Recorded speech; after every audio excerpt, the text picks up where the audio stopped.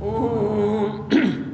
सहनाववतु सहनौ भुनक्तु सह वीर्यं करवावहै तेजस्विनावधीतमस्तु मा विद्विषावहै। ॐ शान्ति शान्ति शान्तिः।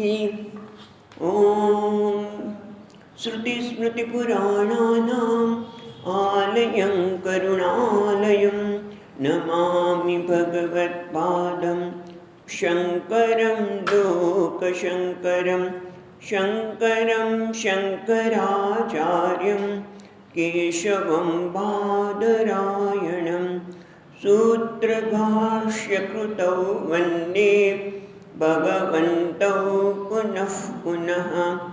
ईश्वरो गुरुरात्मेति मूर्तिभेदविभागिने व्योमवद्व्याप्तदेहाय दक्षिणामूर्तये नमः।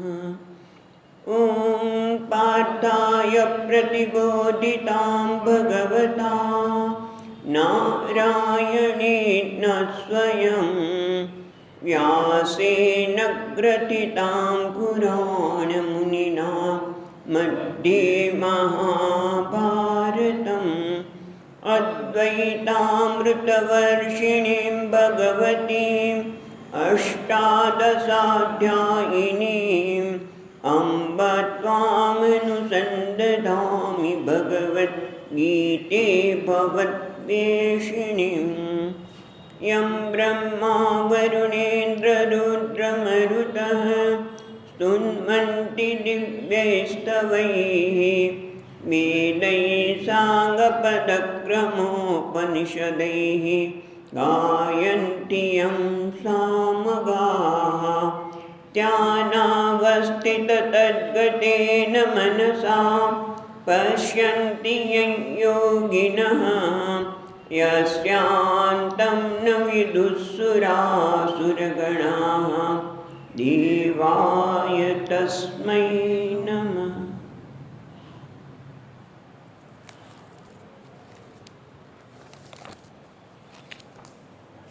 ओगणीसमो श्लोक 7मा अध्यायનો 19મો શ્લોક।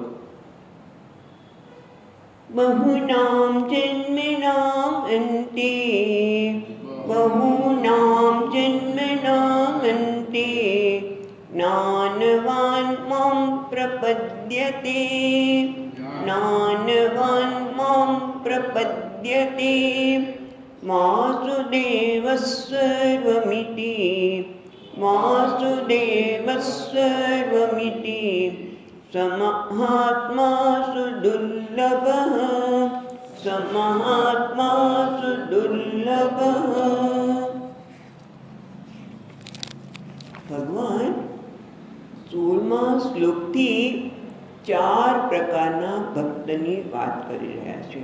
કારણ કે કેવા છે, સુકૃતિનઃ એ પુણ્યશાળી છે, એના જીવનમાં પુણ્યના પરિપાક રૂપે વિવેક જન્મ્યો છે અને એ ભગવાનનું ભજન કરે છે। એમાં આર્ત, જિજ્ઞાસુ, અર્થાર્થી અને જ્ઞાની। એમાં જ્ઞાનીને ભગવાને કહ્યું કેવો છે, એ શિષ્યતે એ અતિ ઉત્તમ છે, એ શ્રેષ્ઠ છે।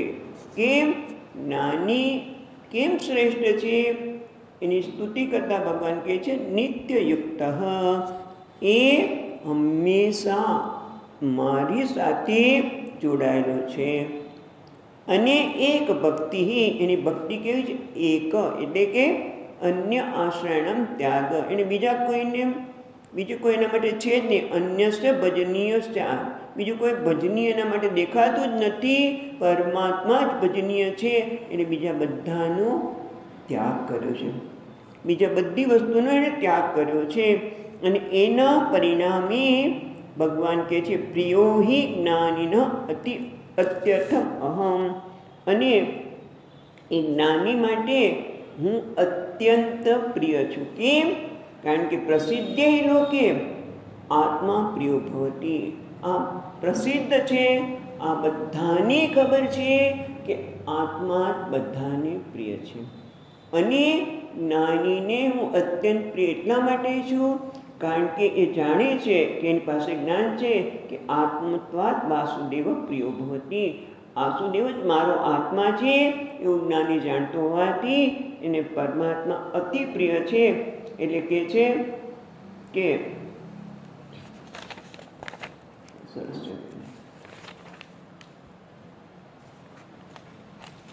અતિ પ્રિય છે. અને આગળ સચ મમ પ્રિય, અને જ્ઞાની મમ એટલે વાસુદેવને પણ અત્યંત પ્રિય છે કારણ કે મારો આત્મા છે. આમ એની વાત કર્યા પછી એમણે એમ પણ કહ્યું કે બધા જ બાકીના ત્રણ કંઈ સામાન્ય નથી, એ પણ ઉત્કૃષ્ટ જ છે. આર્ત, અર્થાર્થી અને જિજ્ઞાસુ પણ ઉત્કૃષ્ટ જ છે, પણ આ જ્ઞાની સૌથી ઉત્કૃષ્ટ છે. કારણ કે 18મા શ્લોકમાં પાછી એની પ્રશંસા કરતા એનું પ્રિયત્વ હોવાનું, શ્રેષ્ઠત્વ હોવાનું જ્ઞાની માટેનું કારણ કહ્યું કે યુક્તાત્મા, એનું ચિત્ત સમાહિત બનેલું છે અને એના પરિણામે એ સમાહિત ચિત્ત દ્વારા મામ એવ ઉત્તમામ ગતિ આસ્થિતા, હું જે મનુષ્યની ઉત્તમ ગતિ છું, જે ગતિ કહેવાય છે નિરતિશય ગતિ, જ્યાં ગયા પછી ક્યાંય જવાનું રહેતું નથી, એવો હું પરમાત્મા જે ઉત્તમ ગતિ છે, નિરતિશય ગતિ છે, જે જીવનનું ધ્યેય છે, ગતિ કો અથવા તો ધ્યેય કો, એમાં આસ્થિતા, એમાં એ આસ્થિતા એટલે આપણે અર્થ કર્યો હતો, એમાં સ્થિત છે, એ ગતિને પ્રાપ્ત કરવા માટે પ્રયત્ન કરે છે. એક અર્થ એવો થયો અને બીજો છે એને પ્રાપ્ત કરી ચૂક્યો છે, આસ્થિતા પ્રાપ્ત. અને એટલા માટે એ મને પ્રિય છે. અને હજી પણ ભગવાન આમ તો 20મા શ્લોકમાં વાત કરે છે કે બહુ નામ જન્મ અંતે, પણ એ દ્વારા પણ એ જ્ઞાનીની સ્તુતિ કરે છે. શું કહે છે? બહુનામ જન્મનામ અંતે જ્ઞાનવાન મામ પ્રપદ્યતે. બહુનામ જન્મનામ એટલે અનેક જન્મમાં, અહીંયા મધુસૂદનજી મહારાજે કહ્યું કે રાણી કિંચિત કુંચિત પુણ્ય ઉપચય હેતુના, દરેક જન્મમાં થોડું થોડું પુણ્ય ભેગું કરીને અંતકણ સુધી થાય છે. અને એવો વ્યક્તિ મામ પ્રપદ્યતે, પ્રપત્તિ શરણાગતિ, ભગવાન કહે છે આ જ્ઞાનવાન મારી શરણાગતિ લે છે, મને શરણ થાય છે. પણ શરણાગતિ કોઈ પણ વસ્તુની, ભગવાનની ખાસ તો શરણાગતિ ક્યારે લેવાય? ક્યારે? એક તો પેલું કે ભગવાન છે. શરણાગતિ લેવા માટે આવો વિવેક ન હોય કે ભગવાન છે તો પછી શરણાગતિ કોણ લે? એટલું જ નહીં, પણ એ હું શરણાગતિ લઉં છું તો ભગવાન મને મળશે, ભગવાન મને મળશે. ભલે પછી ગમે તેટલા જન્મ થાય. જેમ આપણે વાર્તા સાંભળી છે ને કે નારદજી જતા હતા, એક મહાત્મા નારદજીને જતા જોઈ ગયા, એટલે કે તમે ક્યાં જાઓ છો? તમે ક્યાં જાઓ છો? તો કે હું ભગવાનને મળવા જાઉં છું. તો કે તમે તમારે પૂછતા આવજો ને કે મને ક્યારે મુક્તિ મળશે? તો કે ભલે પૂછતા આવીશ. બીજા પછી આગળ જતા બીજા મહાત્મા મળ્યા, એને પણ નારદજીને એ જ કહ્યું કે તમે જાઓ છો ભગવાનને મળવા, તો મને મારી ક્યારે મુક્તિ થશે એ કહો.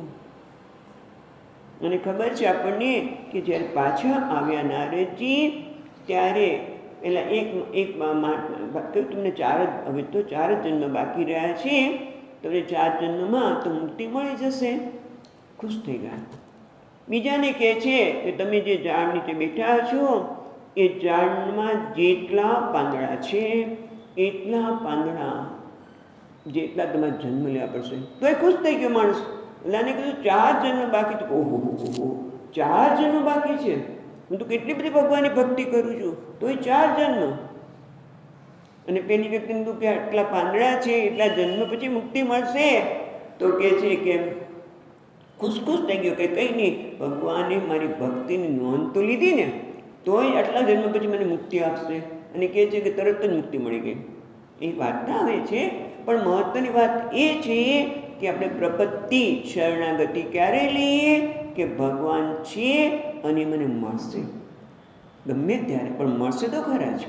અને હું મેળવી પણ શકીશ. મને મારામાં પણ શ્રદ્ધા છે, ભગવાન છે અને મળશે ત્યારે પ્રપત્તિ લઈ શકાય, નહીંતર આપણે શરણાગતિ લઈ શકીએ નહીં. એટલે અહીંયા કહે છે કે અનેક જન્મના સુકૃતના લીધે એનું અંતકરણ શુદ્ધ થયું છે અને એવો જ્ઞાનવાન જેને જ્ઞાન છે એવો મામ પ્રપદ્યતે, એ મને પ્રાપ્ત કરે છે, પ્રપત્તિ લે છે, પ્રાપ્ત કરે છે.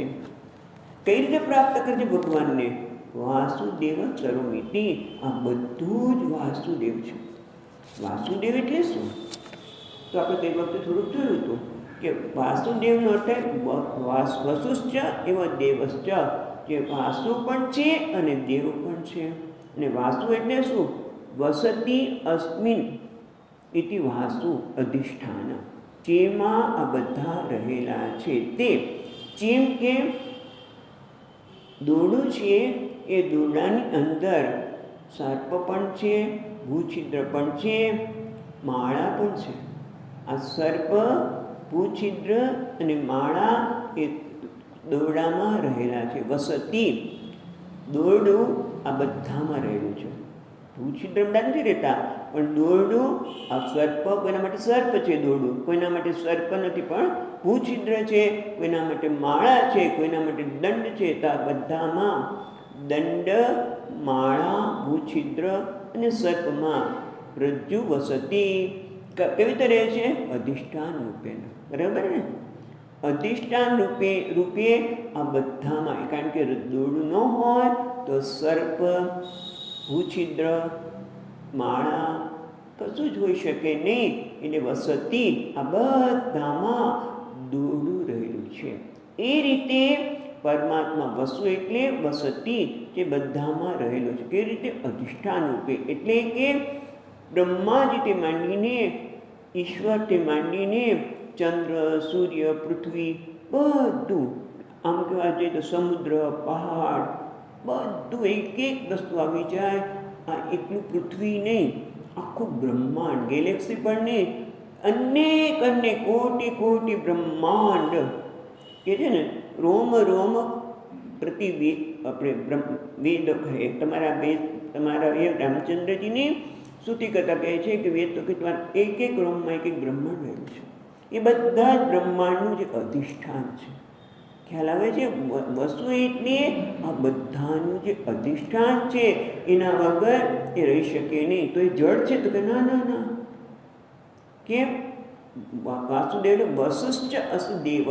દેવ એટલે દિવ્યતિ, કે દેવદૂતનાત્મક છે, જે સ્વયં પ્રકાશ છે, એટલે દેવ. દેવ એટલે જે સ્વયં પ્રકાશ છે, જે સ્વયં પ્રકાશ તે, જે પોતાની જાતે જ પ્રકાશે છે, જે દિવ્ય છે, જેના લીધે આ બધા પ્રકાશી રહ્યા છે, જે સર્વનું અધિષ્ઠાન છે અને સર્વના બધા એના લીધે જ પ્રકાશી રહ્યા છે. એવા વાસુદેવને જાણે છે. વાસુદેવ સર્વમિત્યા, બધા જ વાસુદેવ છે. જેમ વિષ્ણુ પુરાણમાં પણ એક કથા આવે છે. વિષ્ણુ પુરાણમાં પ્રહલાદની કથા આવે છે અને આપણે ખબર છે કે હિરણ્યકશ્યપુ કહે છે કે હું જ ભગવાન છું, તું મને માન.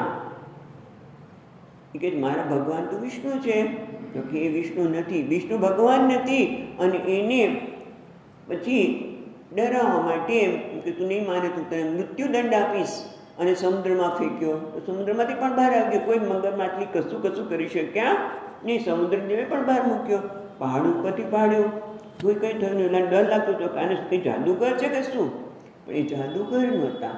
પ્રહલાદને એવું કહે છે કે અહમ હરે હે સર્વવિધમ જનાર્દન, હું હરી છું અને આ પહાડ પણ જનાર્દન છે, આ સમુદ્ર પણ જનાર્દન છે. ન અન્ય તતઃસ્તિ, આ સિવાય કશું છે જ નહીં. મને પહાડ ઉપરથી પાડનાર પણ જનાર્દન છે. અહમ હરિ, હું હરિ છું. વાસુદેવ સર્વમિત્તમ એટલે શું? વાસુદેવમ સર્વ ઇતિ, આ બધું જ વાસુદેવ છે. એટલે શું? કે હું હરિ છું અને આ બધું જનાર્દન છે. પ્રહલાદ માને છે કે પહાડ ઉપર પહાડ ઉપરથી નાખનાર પણ જનાર્દન છે, પહાડ પણ જનાર્દન છે, મારા સિવાય વાસુદેવ સિવાય કશું છે જ નહીં. આ પ્રકારની એની દિવ્ય દ્રઢ દ્રષ્ટિ હતી. એનું નામ છે વાસુદેવમ સર્વમિતિ. આ બધું જ એ છે. પણ ભાગવતમાં વાસુદેવને શું કહે છે પણ જોઈ લઈએ. એટલે વસુદેવસ્ય અપત્ન્યમ પુમાં વાસુદેવ, જે વસુદેવના પુત્ર છે એનું નામ વાસુદેવ. એટલે તરત જ આપણે શ્રી કૃષ્ણ મુરલી મનોહર એવો અર્થ પણ કરીએ છીએ, પણ ના, ત્યાં વસુદેવના પુત્ર વાસુદેવ માટે, વસુદેવ એટલે કોણ? પહેલાં તો વસુદેવ એટલે કોણ? વસુદેવના પુત્ર બરાબર, પણ વસુદેવ એટલે કોણ? તો કે છે સત્વ વિશુદ્ધમ વસુદેવ શબ્દિતમ. સત્વ વિશુદ્ધમ એટલે કે જેમાં વિશુદ્ધ સત્વ છે, જે વસુદેવ એટલે કોણ? જે વિશુદ્ધ સત્વ ધરાવે છે, એટલે કે એનામાં કોઈ પ્રકારની વાસના નથી, કોઈ અંતઃકરણ કેટલું છે? અતિ શુદ્ધ છે, રાગ દ્વેષ કશું જ નથી. અને એટલા માટે આપણે પણ જ્યારે વસુદેવ બનીએ, જ્યારે આપણું અંતઃકરણ પણ શુદ્ધ બને ત્યારે, અને એવી દ્રષ્ટિ કહેવા માટે આપણે ગઈ વખતે વાત કરી હતી કે મારા દરેકે દરેક વ્યવહારમાં સતત સાવધાની હોય કે મારો વ્યવહાર કોઈ રાગથી કે દ્વેષથી તો નથી થતો ને, મારો વ્યવહારમાં તિરસ્કાર તો પ્રગટ નથી થતો ને. કારણ કે મારું ધાર્યું ન થાય તો મને તરત જ એ વ્યક્તિ માટે તિરસ્કાર ભર્યા શબ્દો મારામાંથી નીકળી જાય, એને દુઃખ પહોંચાડે એવા શબ્દો નીકળી જાય, તરત જ યાદ આવે કે ભાઈ આ બરોબર થતું નથી. કારણ કે મારે તો વાસુદેવ સ્વરૂપી, મારે તો આ જ જન્મમાં, કારણ કે કંચિત કિંચિત જન્મ નહીં, અનેક જન્મ થઈ ગયા છે, માટે આ જ જન્મમાં મને પ્રભુ મળશે જ. અને એટલા માટે મારો વ્યવહાર બહુ શુદ્ધ હોવો જોઈએ. મને કોઈના માટે તિરસ્કાર અથવા તો કોઈના ખરાબ શબ્દો બોલવા, કોઈના દોષ જોવા, ભલે દોષ દેખાય પણ હું એનું ચિંતન ન કરું કે આ એની મર્યાદા છે, દેટ્સ ઓલ. આ એના દોષ દેખાય છે, આ એની મર્યાદા છે, અને મારે એ મર્યાદાને સ્વીકારીને એની સાથે કેવી રીતે વ્યવહાર કરવો એ નક્કી મારે કરવું પડે. જેમ આપણે ઘણી બધી વાર આ વાત કરી છે કે અગ્નિનો સ્વભાવ છે, જો તમે હાથ નાખો તો બાળી દે, બરાબર, એનો સ્વભાવ છે. બીજનો સ્વભાવ છે ડંખ મારો. એને બિચારાને ખબર જ નથી, હમણાં જીવડાની વાત હતી, અને એમ કે જીવડું ભમરું છે એને બહાર મૂકી દે, પણ હવે એ તો એનો સ્વભાવ છે કે તમે અડો તો એ પોતાનું રક્ષણ કરવાનું જ છે, એને બીક લાગે તો તમે ડંખ મારવાનો જ છે. તમારે કેવી રીતે એની સાથે વ્યવહાર કરવો એ નક્કી કરો. એટલે ટૂંકમાં કહેવાનો અર્થ એ છે કે અંતઃકરણ શુદ્ધ કરવું છે, કોઈના દોષ જોવા નથી, કોઈના દોષ નથી જોવા, કોઈની સાથે મારે તિરસ્કાર ભરો વ્યવહાર કરવો નથી. પણ મારી સાથે કોઈ કરે તો, કોઈ મારી નિંદા કરે તો, મારો તિરસ્કાર કરે તો શું કરું? અંતઃકરણ સુધીમાં બધું જ આવી જાય, બરાબર છે. મારી નિંદા કરે, મારા વિશે ગમે તેમ બોલે તો મારે શું કરવું? ચાલો હું બધાને તિરસ્કાર ન કરું, હું બધા માટે સારી ભાવના રાખું, એના દોષને ન જોઉં, પણ મારું કોઈ કરે તો એક જ છે, એ કોના માટે આ બધું બોલી રહ્યો છે? દોષ જોઈ રહી છે, નિંદા કરે છે. કોની નિંદા કરે છે? આ શરીરની કે મનની કે બુદ્ધિની? એથી વિશેષ તો કોઈ નિંદા કરી શકે એમ નથી. કંઈ પણ બોલે છે, કોનું બોલે છે? શરીર માટે બોલે છે, મારા મન માટે બોલે છે, તો એ તો મને ખબર છે કે એ તો જડ છે, એ તો દ્રશ્ય છે, અને હું ચેતન છું. એટલે મારી કોઈ નિંદા કરી શકે જ નહીં, મને કોઈ કશું કહી શકે એમ જ નથી. એટલે જે રીતે આપણી પાસે વિવેક જન્મે એ વિવેક દ્વારા અંતઃકરણ શુદ્ધિ સતત કરતા રહે તો વાસુદેવ બની શકે. તો વાસુદેવ આપણામાં પ્રગટ થાય. અંતઃકરણ જેટલું શુદ્ધ થશે એટલું આપણું અંતઃકરણ થશે શુદ્ધ, તો પરમાત્મા જરૂર પ્રગટ થશે. એટલે સત્વ, હા, પછી જો તમને યાદ આવ્યું હોય તો અંતઃકરણ શુદ્ધ કરવા માટે આ વિવેકની પણ આવશ્યકતા છે. અને જો આપણે છેલ્લે ત્યાં અનુભૂતિ પ્રકાશમાં અને છાંદોગ્યમાં પણ જોયું, છાંદોગ્ય અને અનુભૂતિ સાથે જ જાય છે આપણે, તો એમાં જોયું એ પ્રમાણે છેલ્લે નારદજીને સનક સનકાદી આમની પણ વાત કરે છે કે અંતઃકરણ શુદ્ધ માટે શું કરવું જોઈએ? સત્વશુદ્ધિ આહાર શુદ્ધ સત્વશુદ્ધિ, સત્વશુદ્ધ ધ્રુવા સ્મૃતિ, આહાર શુદ્ધ, આહારમાં શુદ્ધિ કરવી. જેટલો આહાર શુદ્ધ હશે એટલું અંતઃકરણ શુદ્ધ બનશે, અંતઃકરણ શુદ્ધ બનશે તો ધ્રુવા સ્મૃતિ, જે જ્ઞાન સાંભળ્યું છે એમાં દ્રઢતા હશે. અને સ્મૃતિ લબ્ધવા, અને એક વખત સ્મૃતિ દ્રઢ થશે, જ્ઞાનમાં દ્રઢતા હશે તો સર્વ ગ્રંથિના વિપ્રમોક્ષ, તો બધી જ ગ્રંથિઓ જે આપણા વિષયની, જગત વિષયની, ઈશ્વર વિષયની બધી ગ્રંથિઓ, એક નિર્ણય, એક આપણે માની લીધું છે, બધી જ ગ્રંથિઓ છે જે ગાંઠ છે બધી છૂટી જશે. અને વિપ્રમોક્ષ એટલે કે વાસુદેવ સર્વમ ઇતિ એ જ્ઞાન હશે. જ્ઞાન એક વસ્તુ છે, વ્યવહાર એક જુદી વસ્તુ છે, ધ્યાન રાખવાનું. એ આપણે ગઈ વખતે એની પણ વાત કરી હતી.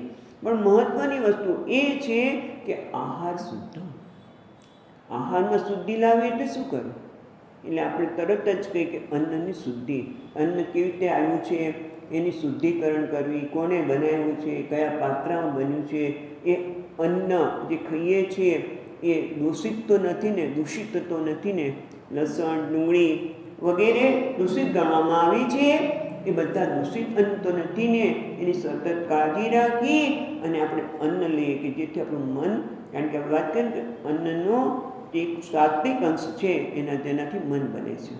પણ આ આહાર શુદ્ધિ પૂરતી નથી, કારણ કે સાથે સાથે બીજા બધા ઇન્દ્રિયો દ્વારા, હું કાન દ્વારા પણ જે આહાર લઉં છું એ શુદ્ધ હોવો જોઈએ. ભદ્રમ કર્ણે બી શૃણ્યામ, હું મારા કાન દ્વારા કલ્યાણકારી વસ્તુને સાંભળું, જે મારા કાન દ્વારા સાંભળ્યા પછી મને દુઃખ આપે, મારું મન વિક્ષેપ થઈ જાય, એને સત્યતા ન આપું, એ પણ આહાર શુદ્ધિ છે. કે જે સાંભળ્યા પછી મારે મન વિક્ષિપ્ત થાય એવું તો સાંભળું નહીં, અને અથવા તેને સત્યતા ન આપું. એ રીતે આંખ દ્વારા પણ એવું જ જોવું કે જે મારા મનને પ્રસન્ન રાખે, જે એવી રીતે સ્પર્શ બધા જ ઇન્દ્રિયો દ્વારા આહાર શુદ્ધિ. નહીં તો પછી જો ફક્ત અન્ન દ્વારા, એટલે અન્નને જ આહાર શુદ્ધિ કહેતા હોઈએ તો ઘણા પશુઓ ખાલી દૂધને રોટલી જ ખાતા હોય તો એને તો જ્ઞાન થઈ જવું જોઈએ ને. કેટલા પ્રાણીઓ, પશુઓને તમે સાત્વિક આહાર જ લેતા હોય છે, એ કોઈ તામસિક આહાર અડીએ ન શકે, પણ છતાં એનાથી જ્ઞાન થતું નથી. પણ દરેક આહાર, દરેક ઇન્દ્રિય દ્વારા લેવાતા આહારમાં શુદ્ધિ રાખીએ તો અંતઃકરણ શુદ્ધિ થાય. અંતઃકરણ શુદ્ધિ થાય તો આપણે જે જ્ઞાન પ્રાપ્ત કરી રહ્યા છીએ ગીતામાં, એ જ્ઞાનમાં દ્રઢતા આવે, અને પછી આપણે કેવા બની જઈએ? જેમ કોઈ અભિનેતા હોય, એનો ફેન એટલે કે એનો ચાહક, એટલો બધો ચાહક હોય કે ગમે તે વેશમાં આવે એને ઓળખી જ પાડે. આપણે ન ખબર પડે પણ એને ખબર પડે, જો આ અભિનેતા છે, પણ આ તો ભિખારી છે, અરે આ તો ખલનાયક છે, ના અમારો અભિનેતા છે. એ તરત જ નાક, આંખ એના ઉપરથી એ તરત ઓળખી કાઢી. એ રીતે આ કેવો છે?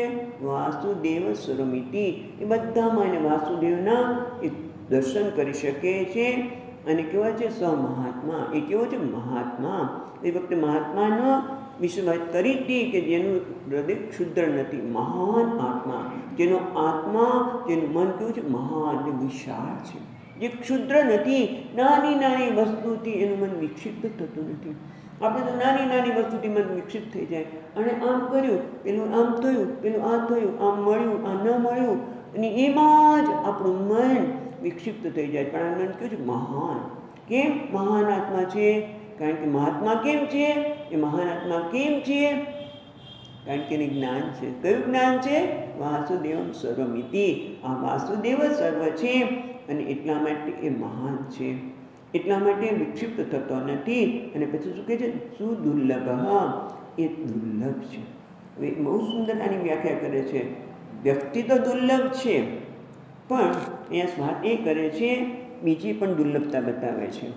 કોણ દુર્લભ છે? સુદુર્લભ, એટલે બહુ જ મુશ્કેલથી મળે છે. આવું જ્ઞાનમાં બહુ જન્મના અંતે વાસુદેવ સર્વમિતિ એ જાણનાર બહુ દુર્લભ છે, બહુ બધાને આ જ્ઞાન સરળતાથી થતું નથી. એક બીજી વાત કરે છે કે એક વ્યક્તિ ભગવાનને શોધી રહી છે, ભગવાન ભગવાન ભગવાન સામે જ છે, પણ એને ખબર નથી કે એના મનમાં જે પ્રકારના ભગવાનની એક મૂર્તિ છે, એક સ્વરૂપ બેઠેલું છે, એટલે ભગવાન સામે હોવા છતાં, સર્વમાં વાસુદેવ હોવા છતાં દર્શન થતા નથી. તો કોણ આવે છે? કોઈક એવી વ્યક્તિ આવી અને જે તમને ઓળખાણ કરાવી દે, ભાઈ આ તો વાસુદેવ છે, જેને તું શોધ કર્યો છે તારી સામે જ છે. એટલે શું છે? એવું ઓળખાણ કરાવનાર કે ને બંને જણા. ઘણી વખત એવું બને કે આપણે કોઈ બે વ્યક્તિ સાથે હોય, આપણી સાથે વ્યક્તિ હોય, એની સાથે બધો વ્યવહાર કરીએ, પણ સાથે જમીએ એ કરીએ, પણ બોલવાનો વ્યવહાર થાય નહીં. કેમ? કારણ કે ઓળખાણ કરાવનાર હોવું જોઈએ ને. ગયા છીએ આપણે કોઈ બીજી જગ્યાએ, એ ભાઈની કોઈ ભાઈ કે બેન જે કંઈ હોય એની સાથે આપણે બધો વ્યવહાર કરીએ છીએ, કારણ કે જ્યાં ગયા છીએ તો સાથે જ નાસ્તો કરવાનો આવે, સાથે બેઠાય ખરાબ કે પ્રવચન વગેરે છે, બધું જ છે, પણ વાતચીત થતી નથી. કેમ નથી થતી? કોઈ ઓળખાણ કરે, ઓહ આ પણ સ્વામીના ભક્ત છે, આ પણ છે, ઓહ તમે પણ બધી ઘણી બધી વાત પછી નીકળે, પણ ક્યારે કોઈ ઓળખાણ કરાવનાર હોય તો. એ રીતે આ વાસુદેવ સ્વરૂપથી ઓળખાણ કરાવનાર પણ દુર્લભ છે. એટલે કે મહત સત્સંગ તો દુર્લભ. મહાત્માનો સત્સંગ મળવો એ પણ દુર્લભ છે. અને પાછું કેવું છે? અમોઘશ્ચ. નારદ ભક્તિ સૂત્રમાં કે છે સત્સંગ મળવો એ પણ શું દુર્લભ, એ સરળતાથી મળતો નથી, પણ મળે તો કેવો છે? અમોઘ. પછી એ ફળા વગર એની જેમ ભગવાનની વિભીષણ મહારાજે કીધું ને, મારો દર્શન કેવું છે? અમોઘ. તને તું ઈચ્છે કે ન ઈચ્છે, પણ હું તને રાજ્ય તિલક તો કરીશ જ.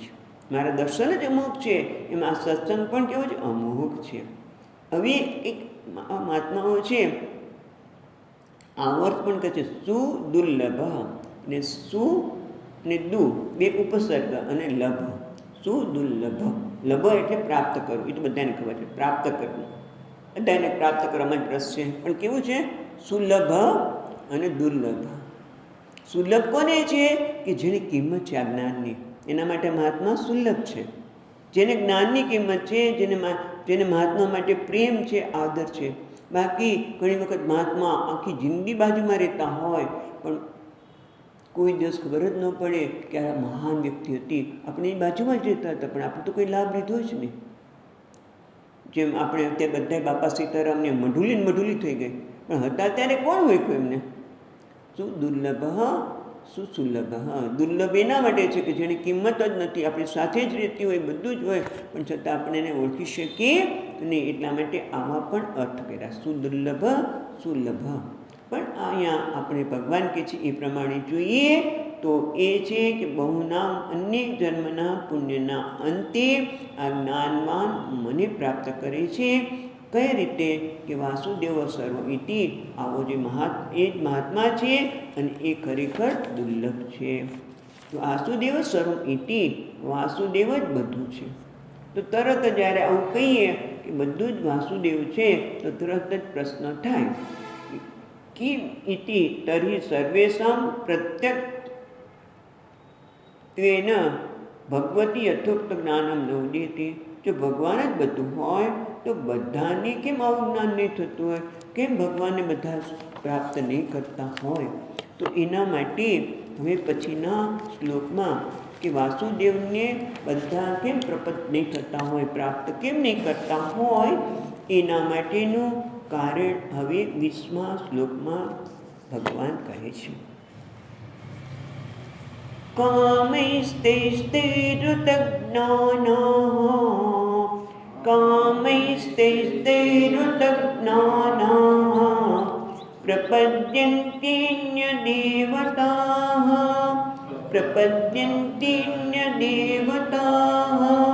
तं तं નિયમમાસ્થાય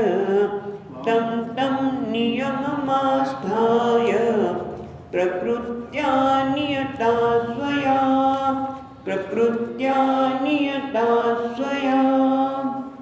એટલે કે છે કામૈ તૈસ્તૈ, એને કામિસ્તૈસ્તૈ એટલે બંને જગ્યાએ અડધો જે સ છે વિસર્ગ છે. એટલે કામૈ તૈ તૈ ઋતુ પર પણ એક પ્રેરેફા છે, એનો વિસર્ગ થશે. એટલે તૈ કામૈ ઋતજ્ઞાના તે કામનાથી ઋતજ્ઞાના. ઋતજ્ઞાના એટલે એનું જ્ઞાન હણાઈ ગયું છે, વિવેક હણાઈ ગયો છે. અને એટલે શું થાય છે? પ્રપદ્યંતે અન્ય દેવતા. એ વાસુદેવની પ્રપત્તિ લેવાના બદલે અન્ય દેવતા પ્રપદ્યંતે એ બીજા બધા દેવોને શરણે જાય છે, પ્રપત્તિ લે છે, એનું ભજન કરે છે અન્ય. અને પછી શું થાય છે? તમ નિયમ આસ્થાય તે નિયમને અનુસરીને આસ્થાય એ દેવતાના જે કોઈ નિયમ હોય એની જે કંઈક નિયમ પ્રમાણે પૂજા કરીને આરાધના કરીને કરે છે. અને શું થાય છે? કેમ કરે છે? એને ફળ તો મળશે. બીજા લીટીમાં કહે છે ભગવાન, પણ શું કહે છે? પ્રકૃત્યા નિયતા સ્વયા. પ્રકૃત્યા એટલે સ્વભાવ. કયો સ્વભાવ એ આપણે જોઈશું. પ્રકૃત્યા નિયતા. નિયતા એટલે પ્રેરાઈને, સ્વયા પોતાની પ્રકૃતિને પ્રેરાઈને એ લોકો અન્ય દેવતાની પ્રપત્તિ સ્વીકાર. પ્રપદ્યંતે અન્ય દેવતા. અને એ દેવતાના જે નિયમ છે એને અનુસરીને એમની આરાધના કરે છે. એટલે આપણે આગળ જોયું એ પ્રમાણે કે વાસુદેવ એ સર્વ છે અને ભગવાન કહે છે મને પ્રિય પણ છે. પણ છતાં બધા આવા પ્રિય પરમાત્માને પ્રિય બનવા માટે બધા જ પરમાત્મા વાસુદેવનું શરણ નથી લઈ શકતા. કારણ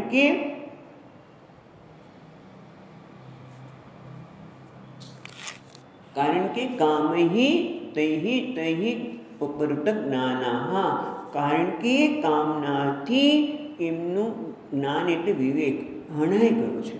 એટલે પોતે જ અવિવેકના કારણે પોતે જ ઝાડ બાંધે છે, પોતે જ એમાં ઝાડ બાંધીને પોતે જ કહે ને રમણીયતાનો, વિષયોમાં રમણીયતાનો શોભનાધ્યાસ કરે કે આ બહુ મને કામનું છે, આ મને ઉપયોગી છે, અને પછી નક્કી પોતે કરે ને પછી એમાં પોતે અટવાઈ જાય.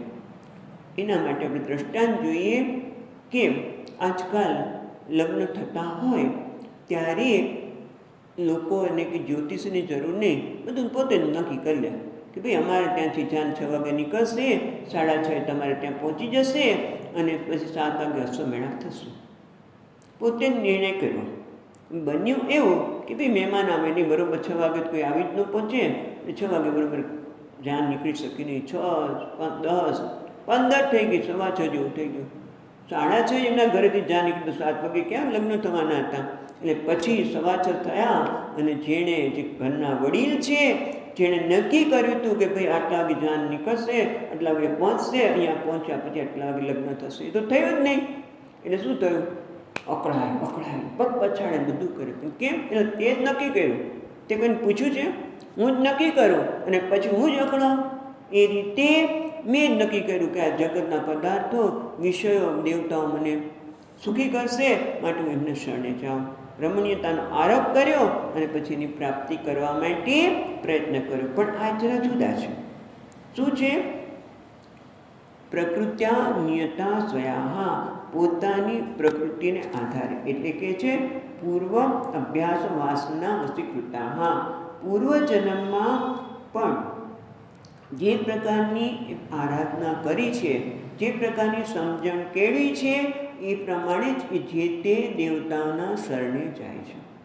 એટલે છે તો કેવો પ્રિય માર્ગ. આમ તો દેવતાઓની શરણે જાય છે. શેના માટે? કામનાની પૂર્તિ માટે. બીજા બધા કરતાં સારું છે. કારણ કે 2 પ્રકારના મનુષ્યની વાત કઠોપનિષદમાં કહી. શ્રેયો પ્રેયશ્ચ. શ્રેયો માર્ગી એક છે, બીજો પ્રિયો માર્ગી છે.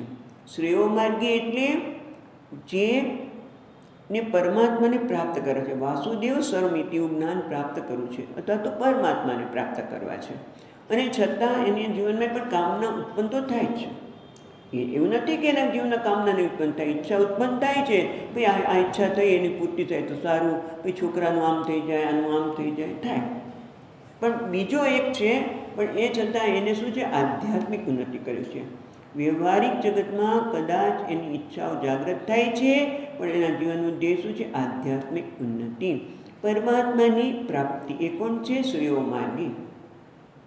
બીજો કેવો છે, પ્રેયો માર્ગી, અથવા તો જેને ભૌતિક ઉન્નતિ જ કરવી છે, પુત્ર પ્રાપ્તિ, આનું આમ થઈ જાય, સત્તા, ધન, સંપત્તિ કંઈક પ્રાપ્ત કરવું છે અને વારંવાર એની જરૂર પડવાની છે.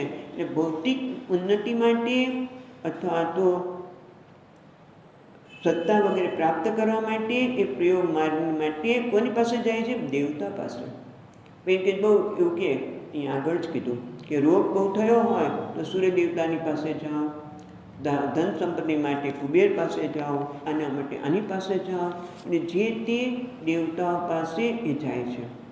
પણ એટલે કે વાસુદેવ પાસે નથી જતા, પણ એ બીજા દેવતા છે, કેવું છે, અન્ય દેવતા માટે કે છે ક્ષુદ્ર દેવતા. હા, એ દેવતાઓ ક્ષુદ્ર છે, એમની શક્તિ ક્ષુદ્ર છે, એ સર્વજ્ઞ નથી. એટલા માટે અન્ય દેવતા કે જે ભગવાનથી જુદા છે, વાસુદેવથી જુદા છે, એ ક્ષુદ્ર દેવતા છે. એટલે કે અધિકારી, આપણી દૃષ્ટિમાં કહીએ અધિકારી, બધા જુદા જુદા દેવતાઓ અધિકારી છે. એટલે એમની પાસે અમુક પ્રકારની જ શક્તિ હોય, એથી વિશેષ ન હોય. એમની પાસે જાય છે. કેમ જાય છે? કારણ કે પૂર્વજન્મના સંસ્કાર છે અને એમને કામનાઓની તીવ્ર વેગ છે. ભાઈ આમ તો થવું જ જોઈએ, આમ તો થવું જ જોઈએ, અને એટલે એ પોતે એમાંથી એટલા આકર્ષિત છે કે એમની વિવેક બુદ્ધિ કામનાએ હણી લીધી છે. વિવેક બુદ્ધિ એ તો ભાઈ કામ તો એ જ કરવાનું છે. ભગવાનને પ્રાપ્ત કરવા એ સૌથી શ્રેષ્ઠ છે, પણ છતાં એમને એવો વિચાર જ નથી આવતો. ઘણી વખત તમે જુઓ કે એટલું આકર્ષણ હોય શેનું? ખાવા માટેનું. કયું? તો કે સ્વામી હમણાં જ કોઈ વાત કરતા હતા કે મારો દીકરો કે પપ્પા હવે આ અઠવાડિયું થયું, મારી પાસે 80 કે 90 રૂપિયા જેવું ભેગું થયું છે, તો શું કરીશું? તો કે પિઝા, બર્ગર. એટલે ઘરે એટલું સરસ બનાવ્યું છે, પણ એ બહાર જઈને લારી ઉપર જઈને પેલા પાઉંભાજી, પિઝા અને લઈને પછી પેટ બગાડશું. કેમ? એનું આકર્ષણ છે. એમ આમને પણ અન્ય દેવતાઓની પોતાની કહેવાય ને, પોતાની ઈચ્છાની પૂર્તિ થઈ, એટલે હવે એ ઈચ્છાની પૂર્તિ માટે ફરીવાર દેવતા માટે એ દેવતાની આરાધના કરી અને પાછું શું છે, તમ નિયમ આસ્થા, એના બધા નિયમનું પાલન કરવું જોઈએ. જે પ્રમાણે કહ્યું એટલી દક્ષિણા આપવી જોઈએ. પછી એ વખતે દક્ષિણા આપવામાં આપણું મન કચવાઈ જાય કે ના ભાઈ દક્ષિણા તો આપવી નથી, આટલી બધી કંઈ કેવા આપી દેવા જશે તો કે પછી તો કર્મફળ એવું જ મળે. તમ નિયમ આસ્થા, જે પ્રકારે નિયમ કર્યા હોય કે આટલું આપવાનું, આમ કરવાનું, ઉપવાસ કરવાના, આટલા જપ કરવાના, એટલા બધા જપ તો થોડા થાય. એના બધું જ નિયમ, એમના દક્ષિણા બધું પાકું જ છે. પછી આ જ જોઈએ દેવતાને તમ નિયમ, એટલે એમના નિયમો, એમની જે એમને નક્કી કર્યું છે નિયમને આશ્રિત ત્યાં એમને નિયમને આશ્રમ પણ કરે છે. કારણ કે એમને કામનાની પૂર્તિ કરવી છે, અને કામનાની પૂર્તિ માટે દેવતાને શરણ એટલા માટે જાય છે કે પૂર્વ પ્રકૃત્યાન્યતા, પ્રકૃતિથી પૂર્વજન્મમાં જે કર્મ કર્યા છે, જે સંસ્કાર પ્રાપ્ત કર્યા છે, એ પ્રમાણે એમની પાસે જઈને એમની આરાધના કરે છે. તો શું થાય છે? જેમ કીધું ને કે એટલી બધી તીવ્ર, હમણાં જ મેં કોઈ વાત કરી હતી કે એક વખત ખોટું આકર્ષણ જન્મે પછી માણસને ખોટી જ ઈચ્છા થવાની. આમલેટ, મને તો નામ યાદ નથી, યાદ કર્યું કે આમલેટ ખાધી હોય પછી આમલેટ ખાઈ, એટલે તું હિંસા કેવી રીતે કરી શકે? જે વૈષ્ણવનો છોકરો હોય એને આમલેટને પૂરું, પણ એક વખત એને એમાં રમણીય બુદ્ધિ જાગી, એટલે એની બુદ્ધિ હણાઈ જવાની. કામહી તે કૃતજ્ઞાન, એનો વિવેક હણી જાય છે કે ભાઈ આપણા માટે આ યોગ્ય જ નથી, અમારા શરીર માટે યોગ્ય નથી. એમ સામાન્ય વ્યવહારમાં પણ લોકોનું આકર્ષણ લીધે એને મૂલ્યવાન બનાવી દીધું કે હા એના તો આમલેટનો તો કેવો ટેસ્ટ આવે, પેલા કેવો ટેસ્ટ આવે, એ લોકોને એવું લાગતું હશો. અને એટલે એમની વિવેક બુદ્ધિ હણાઈ જાય છે. એવી રીતે અહીંયા પણ કામનાના લીધે નાની નાની વસ્તુની પ્રાપ્તિ માટે એ દેવતાઓના શરણે જાય છે, એના નિયમનું પાલન કરે છે. ત્યારે શું થાય છે તો કે તેષામ કામિનામ, જેની આ કામના છે, જે અન્ય દેવતા પાસે જાય છે, નિયમોનું પાલન પણ કરે છે, તો એના માટે શું થાય છે એ ભગવાન 21મા શ્લોકમાં કહે છે. 21મો શ્લોક. यो यो यां यां तनुं भक्तः, यो यो यां यां तनुं भक्तः श्रद्धयार्चितुमिच्छति, श्रद्धयार्चितुमिच्छति, तस्य तस्यां चलां श्रद्धां, तस्य तस्याचलां श्रद्धां तामेव विदधाम्यहम्, तामेव विदधाम्यहम्. यह यह यां यां तनुं भक्तः, यह यह એટલે જે કોઈ જે તનુ એટલે રૂપ, અહીંયા તનુ એટલે રૂપ લઈશું, સ્વરૂપને જે સ્વરૂપને ભક્ત યહ યહ એટલે જે યામ યામ તનુ ભક્ત, જે સ્વરૂપનો જે ભક્ત છે, શ્રદ્ધયા અર્ચિતુમ ઇચ્છતિ, શ્રદ્ધાપૂર્વક તેમની આરાધના કરવા છે, એની અર્ચના કરવા ઈચ્છે છે, તો શું થાય છે? તસ્ય તસ્યામ અચલામ શ્રદ્ધામ, તસ્ય તસ્ય ચલામ અચલામ, બરાબર, તસ્ય તસ્ય અચલામ શ્રદ્ધામ તામેવ વિદધામિ અહમ, એની તસ્ય તે ભક્તની શ્રદ્ધા કે કરું છું, અચલામ અચળ બનાવું છું, દ્રઢ, તામ એવ તેમને વિદધામિ અહમ, ભગવાન વાસુદેવ કહે છે હું એમની શ્રદ્ધાને અચળ બનાવું છું, દ્રઢ બનાવું છું. એટલે ભગવાન કહે ભલે એ લોકો અન્ય દેવતાની પૂજા કરતા હોય પણ કર્મફળ તો હું જ આપું છું, કારણ કે હું કોણ છું? અહીંયા કહે છે કે સ્થિર કરોમી, પછીના શ્લોકમાં કહે છે, ચાલો, કે હું કર્મફળ દાતા છું. શ્રદ્ધા કઈ રીતે કરું છું? કારણ કે ભગવાન છે એમને કર્મફળ આપીને શ્રદ્ધાને દ્રઢ કરે છે. યહ યામ યામ તમ ભક્ત, જે પ્રકારની ભક્ત આરાધના કરે છે, પણ એમાં મહત્વનું છે શ્રદ્ધા. જે પ્રત્યક્ષ વસ્તુ હોય એના માટે શ્રદ્ધાની જરૂર નથી. ભાઈ આ શું છે? તો કે ટેબલ છે, એમાં શ્રદ્ધા કરવાની જરૂર નથી કે ના ના ના ના હું એમ કહું છું કે આ તો હાથી છે, ભાઈ દેખાય છે ટેબલ, પછી એમાં શ્રદ્ધા તમે કહો તમે મહાત્મા છો તો પણ હું આમાં શ્રદ્ધા કરી શકું નહીં, કારણ કે સામે દેખાય છે. પણ પરમાત્મા જે દેવતા છે એને હમણાં જ આપણે વાત કરી કે એ ઇન્દ્રિય ગોચર તો છે જ નહીં, એ મને દેખાતા નથી, માટે એ મનની શ્રદ્ધાનો વિષય છે. અને એટલું જ નહીં, કારણ કે કર્મ તો અત્યારે કરું છું, ક્રતુ સુપ્તૌ જાગ્રત, આપણે મહિમનામાં આવે જ છે ને, ક્રતૌ સુપ્તે જાગ્રત, એ ભગવાન શિવજીને કહે છે ભક્ત કે અમારું કર્મ તો સૂઈ ગયું, મેં આ કર્મ તો હમણાં કરી નાખ્યું, પણ કર્મનું ફળ તો ક્યારેક મળે છે, ક્યારે મળશે, કેવી રીતે મળશે ખબર નથી, પણ અમને શ્રદ્ધા છે કે તમે કર્મફળના દાતા છો, માટે અમને મળવાનું છે, એટલે એમના માટે શ્રદ્ધા જોઈએ. અને ભગવાન કહે છે કે ભલે ગમે તે દેવતાની પૂજા કરતી, ભલે ક્ષુદ્ર દેવતાની પૂજા કરતા હોય, પણ એ બધાને કર્મનું ફળ હું આપીને એની શ્રદ્ધાને વધારે દ્રઢ કરું છું. ક્યાં? એ મહાત્મા પરમાત્મામાં. એ જે દેવતાઓને અન્ય દેવતા ભલે ક્ષુદ્ર દેવતા હોય છતાં હું એમ નથી કહેતો તમે કેમ એની પૂજા કરો છો, મારી પાસે કેમ નથી કરતા, એ તો ખાલી વાર્તાઓ આવે કે ઇન્દ્રને એમ થયું કે હું બધાનો ત્રણ ત્રિદેવનો પણ હું મહાન દેવ છું, મને મારી પૂજા કરો, જો તમે પૂજા નહીં કરો તો અન્નઆધાર વરસાદ આવશે. અને ભગવાન જેમ આપણે ખબર છે શ્રી કૃષ્ણએ કહ્યું કે ભાઈ ગોવર્ધનની પૂજા કરો, આ ગાયની પૂજા કરો, એ તમને બધું આપે છે.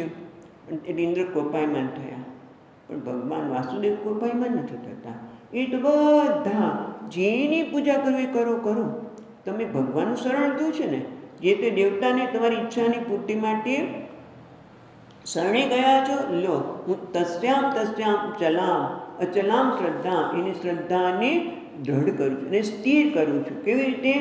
કારણ કે એને ફળ આપનાર હું છું. તામ અહમ વિદ્ધામી અહમ, એની શ્રદ્ધાને વધુને વધુ હું દ્રઢ કરું છું, બરાબર. અને એટલે પછી શું થાય? આપણે હજી આગળ શ્લોક વાંચીએ.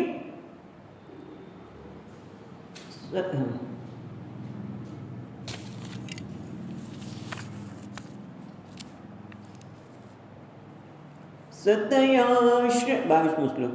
सतया श्रद्धया युक्तः सतया श्रद्धया युक्तः तस्याराधनमीहते तस्याराधनमीहते लभते च ततः कामान् लभते च ततः कामान् मय्येव विहितान् हितान् मय्येव विहितान् हितान्. એટલે ભગવાન કહે છે કે એની શ્રદ્ધાને અચળ કરું છું. આગળના શ્લોકમાં કહ્યું કે એ ગમે તે હોય પણ શ્રદ્ધાથી એ દેવતાની પૂજા કરે છે. એની શ્રદ્ધા હું દ્રઢ કેવી રીતે કરું છું કે એને ફળ આપીને સતયા શ્રદ્ધયા યુક્ત તસ્યા આરાધનીય એની શ્રદ્ધા દ્રઢ કરું છું એટલે ફરી વાર એમની જ આરાધના કરવાનું છે. આરાધન એટલે આરાધના. આરાધન ઇહતે કરે છે. સ્વતયા એમનામાં એ શ્રદ્ધા રાખીને શ્રદ્ધાથી યુક્ત થઈને તસ્યા જે તે દેવની આરાધના કરે છે. લભતે જ તત કામાન અને એમની કામના પણ તતઃ ત્યારથી એમની કામના પણ પૂરી થાય છે. એમની ઈચ્છાઓ પણ પૂરી થાય છે. એમની ઈચ્છાઓને પણ પૂર્તિ હું જ કરું છું. કેવી રીતે? મય્યેવ વિહિતાન હિતાન મારા વડે જે વિહિતાન જે નક્કી કરેલું છે નિયમ પ્રમાણે એમની હું કામનાને પૂર્ણ કરું છું. એટલે કે છે તતઃ કામના મય્યેવ માયા વડે જ વિહિતાન નિર્માણ જે કર્યું છે નિયમ પ્રમાણે એમની કામનાઓ હું પૂરું કરું છું અને એમને એમના ભોગની પ્રાપ્તિ કરાવું છું. કેવી રીતે કરાવે છે ભગવાન એ આપણે આવતીકાલે જોઈશું. ઓમ પૂર્ણમદઃ પૂર્ણમિદં પૂર્ણાત પૂર્ણમુદચ્યતે પૂર્ણસ્ય પૂર્ણમાદાય પૂર્ણમેવાવશિષ્યતે. ઓમ શાંતિ શાંતિ શાંતિ. શંકરં શંકરાચાર્યં કેશવં બાદરાયણં સૂત્રભાષ્યકૃતૌ વંદે ભગવन्तौ પુનઃ પુનઃ. ઈશ્વરો ગુરુરાત્મેતિ મૂર્તિભેદવિભાગિને વ્યોમવદ્વ્યાપ્તદેહાય દક્ષિણામૂર્તયે નમઃ. ઓમ શાંતિ શાંતિ શાંતિ. હરિ ઓમ. શ્રી ગુરુભ્યો નમઃ. હરિ ઓમ.